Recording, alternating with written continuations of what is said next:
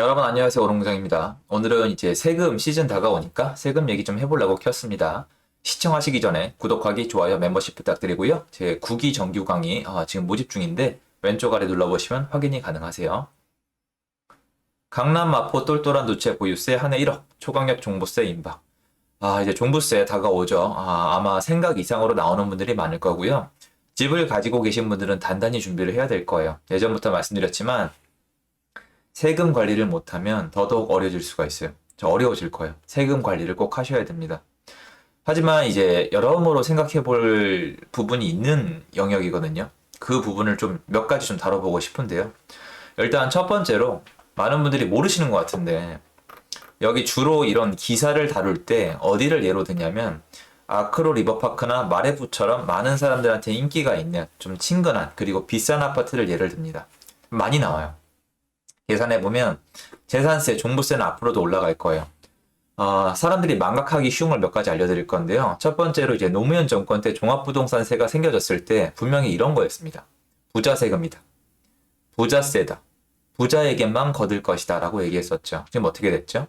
지금은 이제 다 망각하고 보유세라고 얘기합니다. 무슨 말이에요?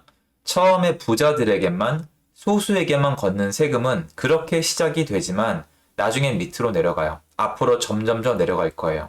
이 영상을 보시는 분들 중에 난 종부세 아직 안 낸다. 나랑은 상관이 없다고 생각하시는 분들도 나중에 그 차례가 갑니다.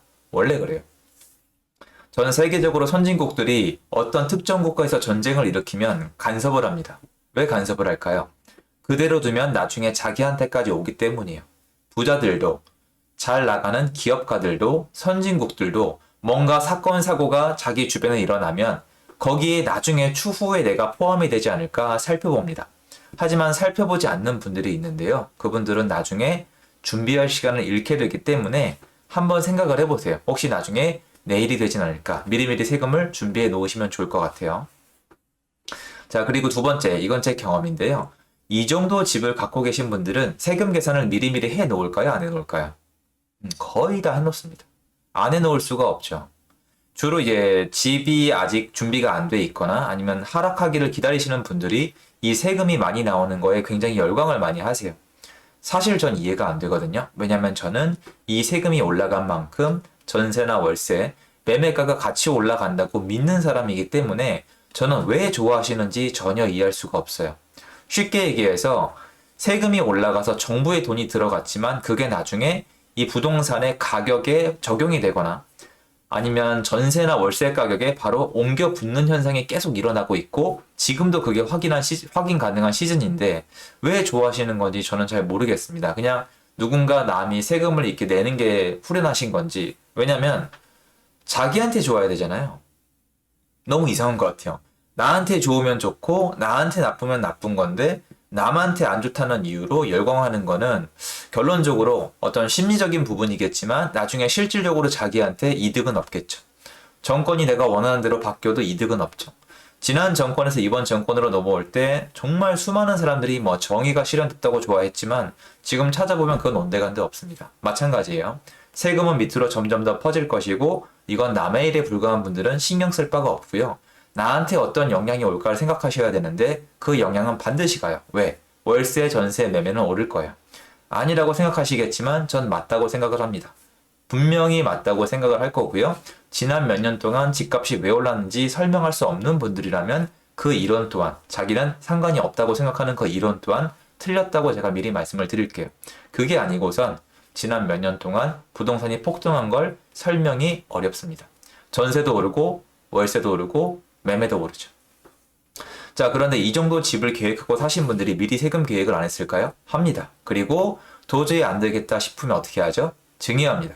증여를 왜 합니까? 보유세를 감소시키고 양도를 할 수가 없기 때문이죠. 자식이 새로 취득하기도 어려운데 내가 보유하고 있으면은 이 종부세로 다 뜯기게 생겼고 양도를 하려니까 양도세가 너무 비싸니까 증여를 하는 겁니다. 증여를 하게 되면 사회적으로 굉장히 안 좋은 현상 두 가지가 일어납니다. 뭘까요?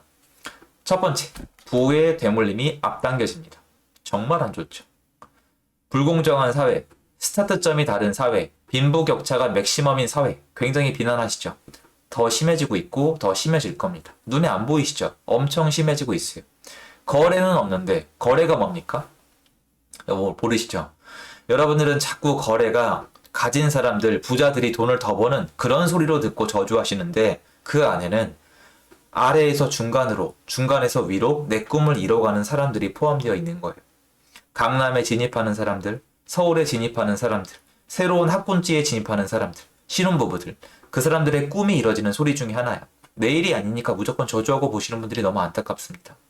그렇게 아래에서 위로 올라가는 게 거래인데 그 거래는 줄어들고 있고 증여는 늘어나고 있어요. 증여가 늘어나다 못해 이제 서울은 거의 끝나가는 것 같고 경기도 인천까지 활활 타오르고 있습니다. 굉장히 안 좋죠. 더 이상 아래에서 위로 올라갈 수 없어요. 가재는 가재, 붕어는 붕어, 개구리는 개구리예요. 그런 사회 되는 거 좋으세요? 원하세요? 저는 원하지 않는데 원하시는 분들이 많다면 증여는 참 그분들에겐 좋은 것 같습니다. 두 번째, 증여를 하게 되면 5년 동안 이 매물은 시장에 못 나와. 가뜩이나 매물이 부족한 이 시장에서 그 매물이 줄어든다는 것은 시장의 불안전을 더 가속화시키고 가격의 상승을 촉발시킬 수밖에 없거든요. 시장에도 굉장히 안 좋습니다. 그래서 증여는 이런 효과가 있고요. 자기들끼리는 좋죠. 저도 증여를 이렇게 매물이 잠기고 자기들끼리 부의 되물림을 하는 게 좋아 보이진 않습니다. 근데 어떡하겠어요? 저분들 입장에 되어 보면 계산을 해보니까 답이 안 나오는 걸요. 자, 그리고 오늘 제일 중요한 것 중에 하나가 뭐예요? 많은 분들이 저한테 물어보세요. 야, 이렇게 세금이 센데 이제 팔지 않겠냐? 무서워서 팔지 않겠냐? 정부가 바르는 게 그게 아니겠냐? 이 얘기를 하시잖아요. 답답합니다.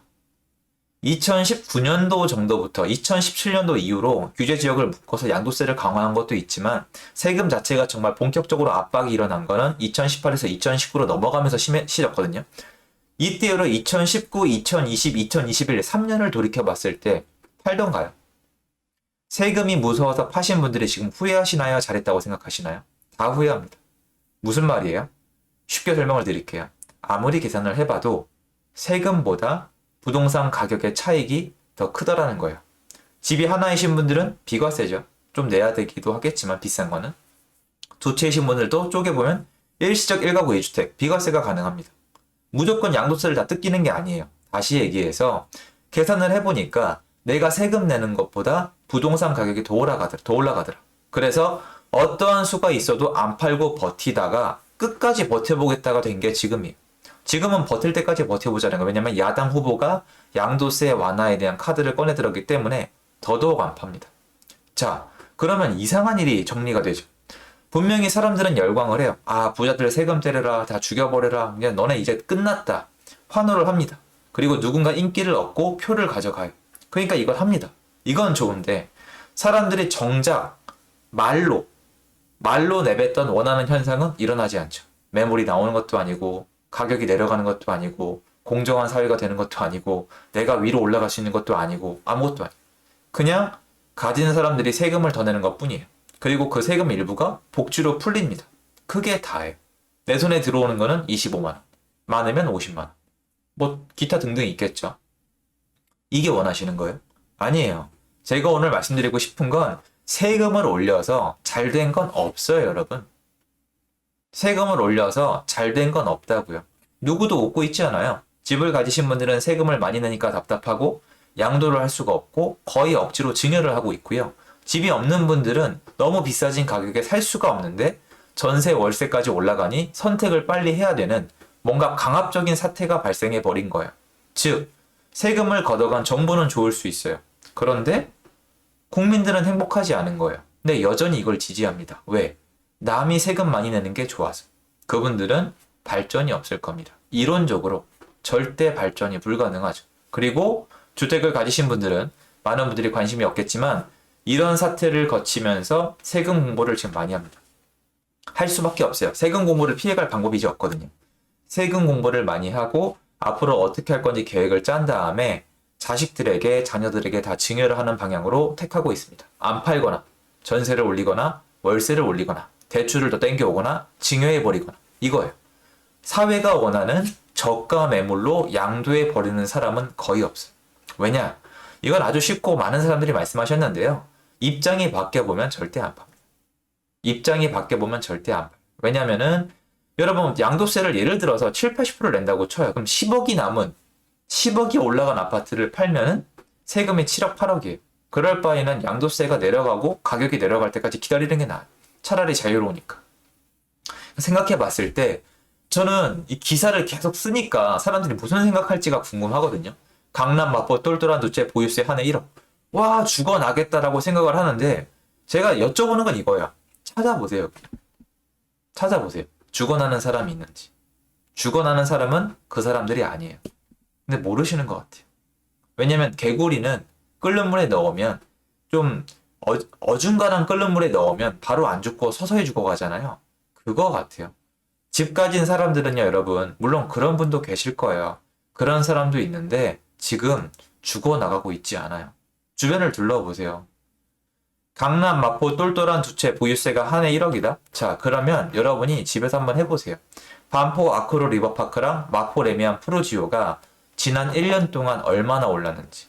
재산세가 1억이 올랐다고 쳐요. 0원이었다가 1억이 나온다고 쳐요. 근데 일시적 1가구 2주택이면 비과세가 가능하거든요. 이 두 채를 합쳤을 때 지난 1년 동안 얼마나 올랐을까요? 1억만 올랐을까요? 1억 이상 올랐을까요? 1억? 1억 재미없죠. 1억, 아니 2억? 2억으로 하죠. 2억만 올랐을까요? 더 올랐을까요? 찾아보십시오. 부자들이 이 세금 때문에 집을 팔라고 한다면 어떻게 해야 되겠어요? 그죠? 잃는 게 더 많아야 돼요. 그리고 또한 이것도 있습니다. 만약에 여기 실제로 거주하고 있는 사람이라면 세금을 낼 돈이 없다는 이유로 쫓겨나야 돼요. 무슨 말이에요? 진짜 부자 동네에 부자만 살라는 뜻이에요. 아닌 막말로 사장님들이, 강남 사장님들이, 부동산 사장님들이 강남이 더욱더 강남다워지고 있다고 얘기하고 있어요. 정리하면 이렇죠. 돈 많은 사람의 세상이다. 돈 많은 사람들이 증여하고 있고, 돈 많은 사람들이 버티고 있고, 돈 많은 사람들이 버티면서 돈을 더 벌고 있다. 없는 사람들은 올라가는 월세와 전세가 기다리고 있을 뿐, 그리고 언젠가 나에게 다가올 위에서 내려오고 있는 세금이 있을 뿐, 남는 게 별로 없다는 겁니다. 그래서 저는 이 기사를 보고 그렇게 생각을 했습니다. 영상 도움됐으면 좋겠고요. 제 영상은 여기까지입니다. 감사합니다.